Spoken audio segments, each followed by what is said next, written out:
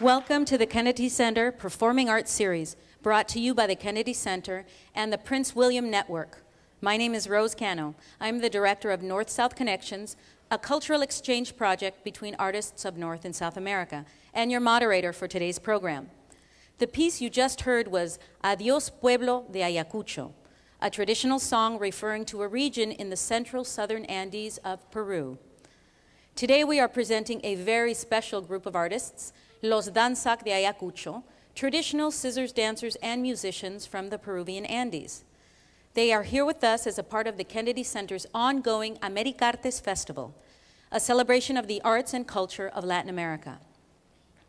Peru is located on the Pacific coast of South America, the Andes mountain range, home of the llamas, alpacas, and vicuñas, split the continent vertically, running from the northern tip to the southern tip of the continent. Most of the people of the Peruvian Andes speak Quechua, an ancient native language spread throughout the Andes by the Inca culture. The traditional scissors dance is mainly practiced in rural villages of three regions of the Peruvian Andes: Huancavelica, Ayacucho, and Arequipa La Unión. This group we are representing today, Los Danzaq de Ayacucho, as their name states, are from the province of Ayacucho. Ayacucho is in the heart of the ancient Chanca region, a strong culture that thrived before the Incas came to power. The Chancas are a proud people who fiercely resisted the domination of the Incas, as well as the Spaniards. Catholicism, the religion of the Spaniards, tried to stamp out the Andean religion and culture. So, to the dancer, the scissors dance represents the cultural survival since the 500 years of the Spanish conquest, and is a testimony of the continuing presence of the Chanca culture. Before we introduce the dancers, I would like to introduce our musicians. Andrés Lares on Andean violin, and Gregorio Condori on Andean harp.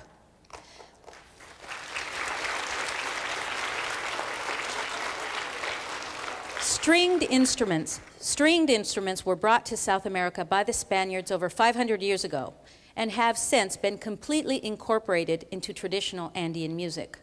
Although the harp and violin may sound like typical Western instruments of a symphony orchestra, these instruments here today are tuned and played quite differently.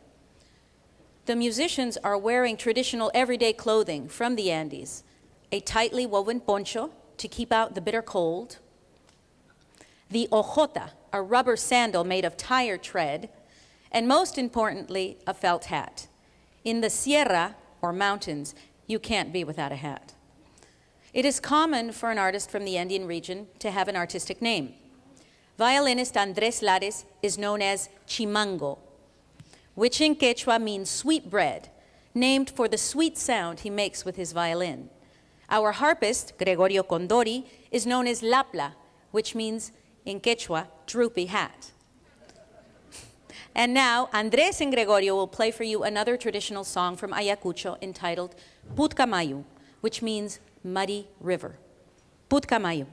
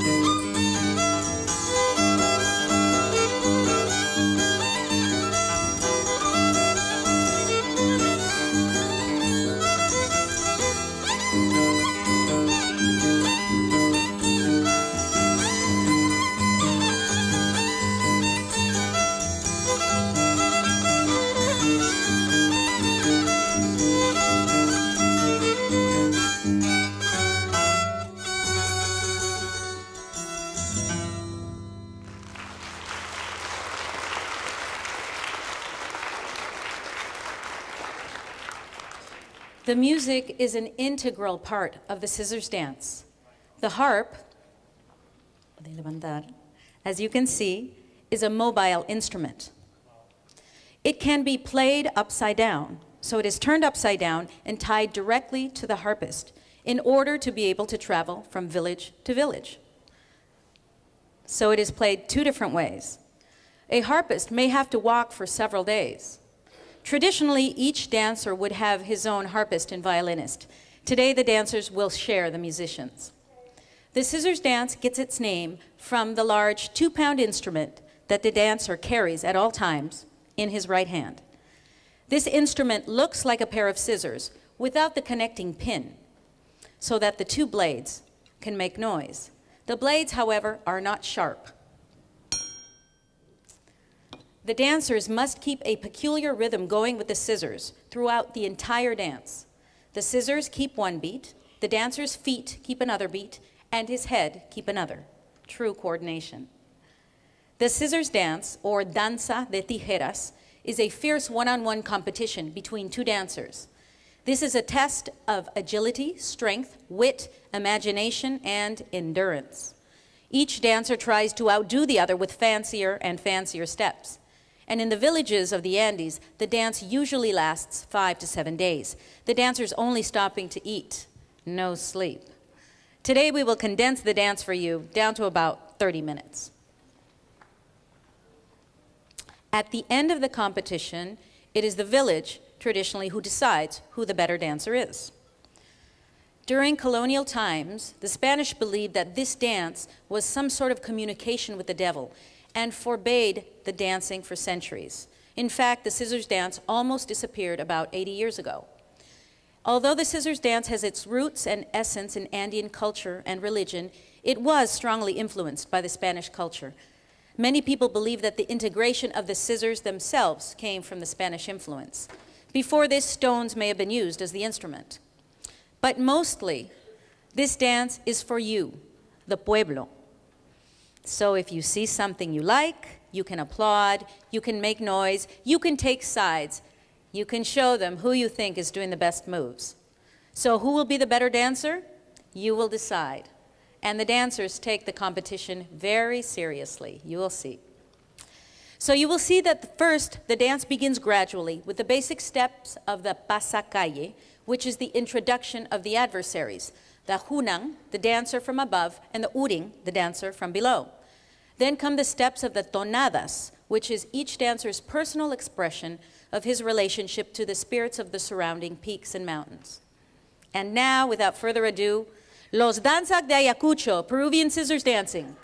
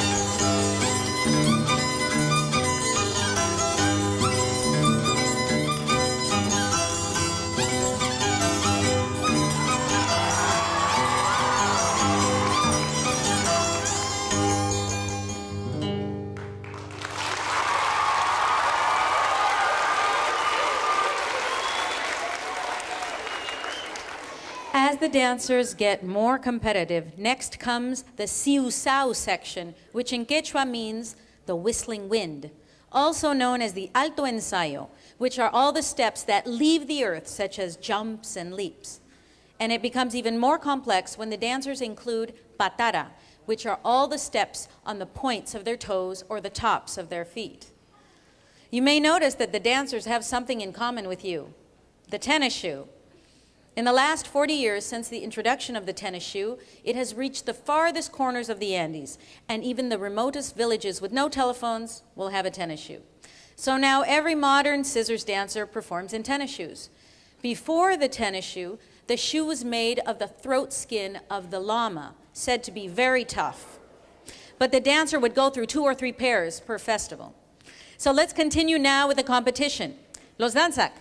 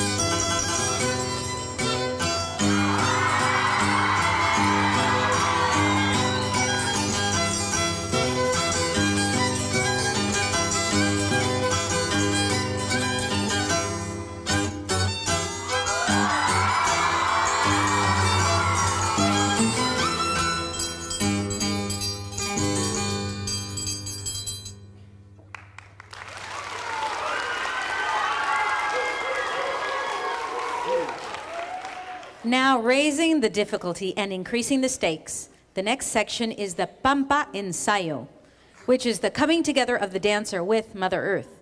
This includes any move below the knee level or on the ground. And finally will come the fiercest part of the competition, the pruebas de valor, or trials of valor, which is the final test of bravery and endurance. This section alone normally would go on for a minimum of 6 to 8 hours. You will see why some people call this 500-year-old breakdancing. Let's continue now with the final section of this fierce competition, and you can root for your favorite dancer. Let them hear it. Los Danzaq de Ayacucho.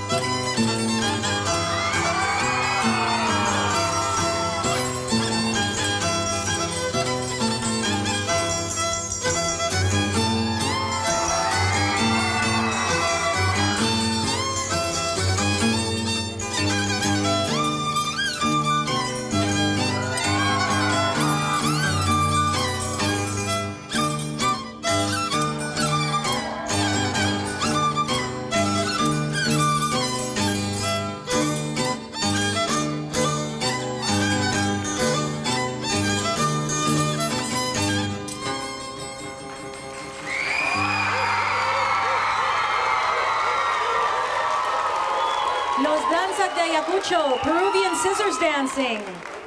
Los Danzaq de Ayacucho. And now, I would like to introduce to you our wonderful dancers. And as in the Peruvian Andes, it is the village, you, the pueblo, who will decide who is the better dancer today at Hylton High School. So let me introduce to you our wonderful artists. Here next to me, we have Juan Diaz, and his dancing name is El Chino de Andamarca, because Andamarca is the village where he hails from. Let's hear it for El Chino de Andamarca.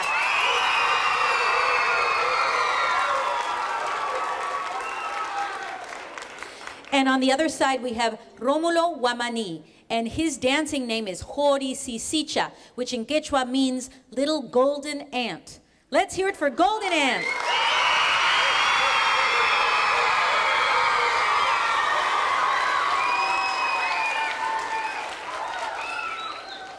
And again, our wonderful musicians. On harp, we have Gregorio Condori, Lapla. Another applause for Lapla. And on violin, we have Andrés Lares, Chimango. Let's hear it for Chimango. And together, all four of them make Los Danzaq de Ayacucho. And I'm Rose Cano of North-South Connections. I would now like to invite you, the audience, to ask a few questions. For our television viewers, the phone number is 1-800-672-0067. Let us hear from you. And now we'd like to answer some questions from the audience with the students here today. Yes, go ahead. What is the significance of the designs on the costume the dancers are wearing? ¿Cuál es la significancia del diseño en los disfraces que están usando? Bueno, el significado del disfraz es, en realidad tiene un contenido de la naturaleza de la región andina del Perú, donde que tenemos el Apu Guamani, que es el cerrito, el sol, el Taitainti, y los disfraces están contenidos de diferentes maneras. El sombrero representa el ala del cóndor, la cola, que representa la cola del zorro andino, y las ponchillas, que mantienen la fuerza del Apu Guamani. And so each piece of the costume is reflecting some part of nature of the Andes where they're from. On the ponchillo, the little poncho in front, you will see the sun, and you will see the apu, which is a mountain, very important to their religion. The hat represents the wing of the condor, and the little tail in the back is the tail of the Andean fox. Yes, another question. What are the instruments made of? ¿De qué están hechos los instrumentos? Bueno, está hecho de cedro y de caoba, y generalmente también se usa pino. It is made of cedar and baobab and sometimes pine, and it is important to say that Gregorio made his own harp and he carved it as well.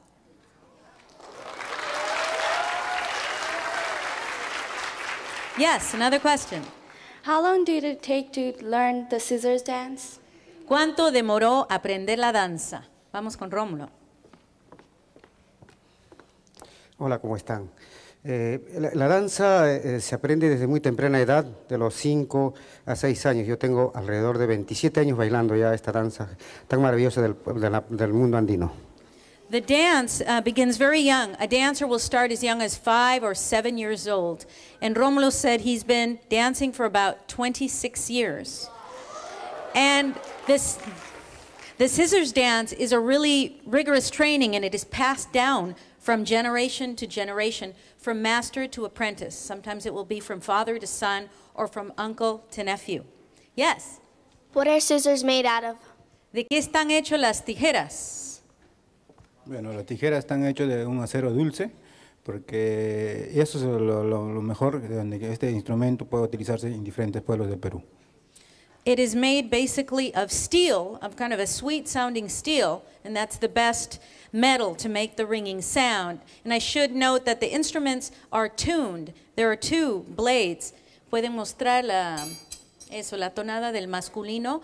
One blade is tuned to a masculine tone, which is deeper, and the other is tuned to a feminine tone, which is higher. So there is a tuning that involves before they even use them.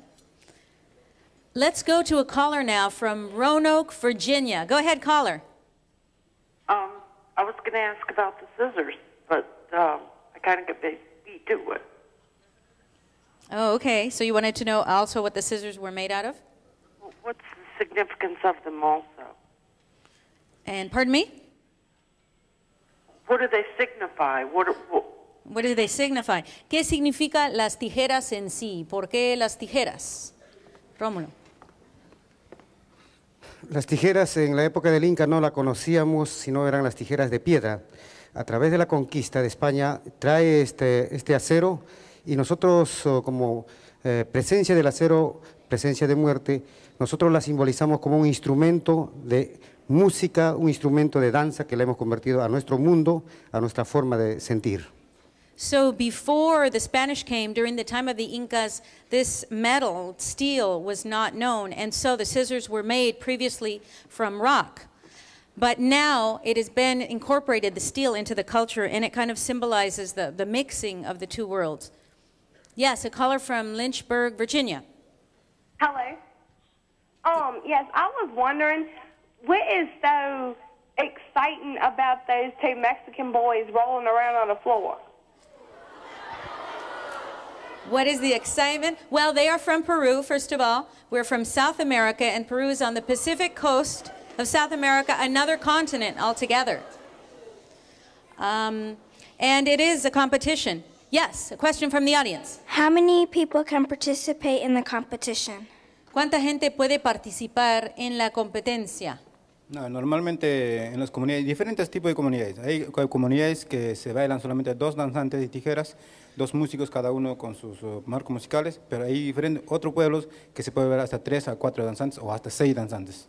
So it depends on the village. Some village, it's just one-on-one. Each dancer with his own harpist and own violinist, and that's how they do the competition. In other villages, it may be 3 or 4 dancers, sometimes even 6 dancers. Yes, a caller from Matthews, Virginia. Are the dances taught traditionally, generation to generation? Si esta danza se enseña tradicionalmente de generación en generación. Sí, es realidad, es verdad eso, porque mis abuelos también han sido danzantes de tijeras, igual y yo sigo los mismos caminos de mis abuelos, de los más grandes maestros, y así los jóvenes menores también están siguiendo el mismo paso de danza de tijeras. That is true, because my grandparents were scissors dancers, so I'm following their example, also following this tradition, and then the younger children are also following the same tradition. So it is passed on. It's passed on from master to apprentice. Yes, a question from the audience. In what other countries do the scissor dancers perform? Say again? In what other countries do the scissor dancers perform? What other countries? ¿En qué otros países se hace la danza de tijeras?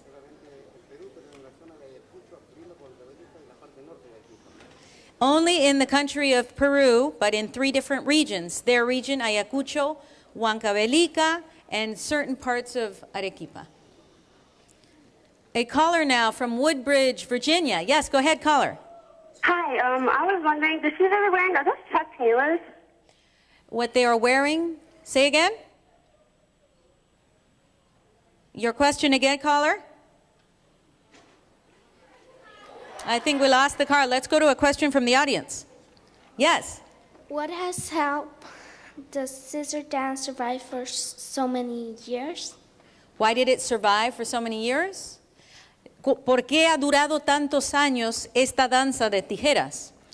Es la permanencia, es la resistencia de la región chanca, comprendida entre Ayacucho, Apurímac y Huancavelica, porque es la danza de las tijeras de la resistencia cultural de la zona chanca. So the scissors dance lasted because it was a way for the culture of the Chanca people to survive. So the dance itself symbolizes the resistance against the conquest of the Spanish when they came. So this dance has helped their culture survive. Yes, from the audience. Is the scissors dance performed in a certain time of year? ¿Se practica la danza de tijeras en cierta época del año? Sí, hay una fecha tan importante que es la Semana Santa, en el cual se inicia los grandes maestros a enseñar a los discípulos que vienen recién comenzando la danza de las tijeras. Y luego ya comienzan las festividades, grandes actividades del pueblo a partir de mayo hasta mes de septiembre. So yes, it begins in Holy Week, because as you know, the Andean religion mixed with the Catholic religion once the Spaniards came. And so Holy Week is used now as the initiation of the young dancers. So the first-time dancers, they'll begin dancing around Holy Week, which is in April. And then there will be festivals in over 500 little villages throughout Ayacucho from May to about mid-September for different festivals and different reasons. Yes, a caller from New York. Go ahead, New York. Is there any influence from other countries on this dance? Si hay otra influencia en esta danza de otros países. No, basically it is the scissors dance of Peru. Yes, a question from the audience. Go ahead. Have either of these dancers ever danced for 5 days? ¿Algunos de ustedes han bailado 5 días? Levanta la mano. He said, all of us. And because in the traditional festivals, there are normally a minimum of 5 days, and he was explaining me to 7, and then some of them are 12 days. So all of them have had to dance for 5 to 7 days. And the musicians as well. And they are the ones that are walking from place to place. Yes, a caller from Rustburg, Virginia. Go ahead, caller. Yes, actually, I was just wondering, how do they get their nicknames from their dances? ¿Y cómo sacan los apodos o los nombres artísticos de sus danzas? Depende de los gestos del danzante, o es que el pueblo también te eligen. Cuando uno por primera vez llega a un pueblo, la ciudad o la comunidad es el quien te nombra por los mismos gestos, la forma de bailar o por la misma fisonomía personal. So it depends. It can be a certain gesture or a style the dancer has, or it can be a name that a village gives you once you go there and perform and they see certain styles of dancing. It can be the village where you come from. So there's different reasons for the nicknames. Another caller from Philadelphia. Go ahead, caller. I'd just like to know, I really enjoyed the dancing. It was very interesting. And I've been in martial arts for like 30 years, and I just wanted to know, is there martial arts is somewhere connection with their training? Dice, le gustó la danza y quiere saber, él como practicante de artes marciales, si hay alguna conexión de artes marciales con lo que ustedes hacen. Tal vez en cuanto a espiritualidad. En cuanto a la danza de las tijeras y el arte marcial, bueno, nosotros necesitamos bastante preparación mental, bastante preparación corporal, interno, y es todo un ritual que hacemos nosotros en las comunidades campesinas dentro de un Chungnik Orjo, que es el cerro tenebroso donde se hace esta preparación especial para un danzante de tijeras. No hay mucha relación con el arte marcial, sino preparación. Well, there is a mental preparation and there is a physical preparation, interior physical and exterior physical, and this dance is danced in a mountain peak called the Scary Mountain, and it's all performed as part of a ritual. So maybe you can see some connection, but they're saying they really don't see a connection, but perhaps it depends how you look at it. Another caller from Ivanhill. Go ahead, caller. Hello, I'm a harpist, and I was watching the man play the harp on his shoulder, and I was wondering if that's the usual technique that they play the harp upside down in that country. Yo soy arpista, dice, y estaba mirando el arpa y el señor que lo toca en su hombro y de cabeza, y quería saber si esa es la forma típica de tocar en su país. Generalmente sí, en las comunidades nosotros utilizamos para poder desplayarnos de un lugar a otro, y generalmente usamos esto para hacer pasacalles o acompañar a diferentes clases de artistas, como en caso danzantes. In our villages, this is the way we play it, and that's to be able to move from one place to another or another village to another. So this is the traditional way in our villages for this kind of dance, a scissors dance, and also for other kinds of music. Yes, caller from Salem, Virginia. Go ahead, caller. Yes, first of all, they are very good. I was just curious of how heavy that harp is. Dice, son muy buenos y tenía curiosidad de cuánto pesa esa arpa. About 16 to 20 pounds in pounds. Yes, from the audience. Why do you use a red scarf when you're dancing? ¿Por qué usan un pañuelo rojo cuando bailan? Bueno, representa la fuerza, el valor de los sapos wamanis. It represents the strength and the valor of the Apu, which is the mountain, and the Wamani, which is the spirit that resides in the mountain. And that is part of the Andean religion. Another caller from Suffolk, Virginia. Yes, go ahead, caller. Yes. Hello. I was just wondering, if the dance goes on for 5 days, how long do they get rest? How long are they allowed to rest? Yeah. Si bailan esta danza por 5 días, ¿cuánto tiempo pueden descansar? ¿Cuánto tiempo les dan de descanso? Depende de las fiestas costumbristas que se lleve a cabo en cada pueblo, porque hay pueblos que no se descansan nada en la noche, los músicos siguen tocando el huayno y el danzante sigue acompañando las tijeras, pero de día seguimos permanentemente bailando. It depends on which village. There are some villages that don't let you sleep all night. They want to dance huayno, which is another kind of popular dance that the villagers dance, and so they want accompaniment with the scissors instrument. So sometimes they don't let us sleep all night. Yes, another caller from Urbana, Virginia. Go ahead. Are they related to the Incas? ¿Están relacionados ustedes a los incas? A ver. ¿O la cultura inca? La cultura inca es totalmente distante a la cultura chanca. Los chancas hemos tenido bastante conflictos con ellos, pero se ha mantenido hasta aún que somos los chancas y los incas totalmente distintos, pero que es una misma zona, en este caso Ayacucho, Purímaco, Huancavelica, la zona chanca, y los incas en la región del Cusco, ¿no? So the Chanca culture is completely separate from the Inca culture. In fact, it is the Incas that then conquered the Chancas, as they did many other cultures. So their culture is very much different. The culture of the Incas is more in the Cusco region, and the Chancas are from Ayacucho, Andahuaylas, Huancavelica perhaps.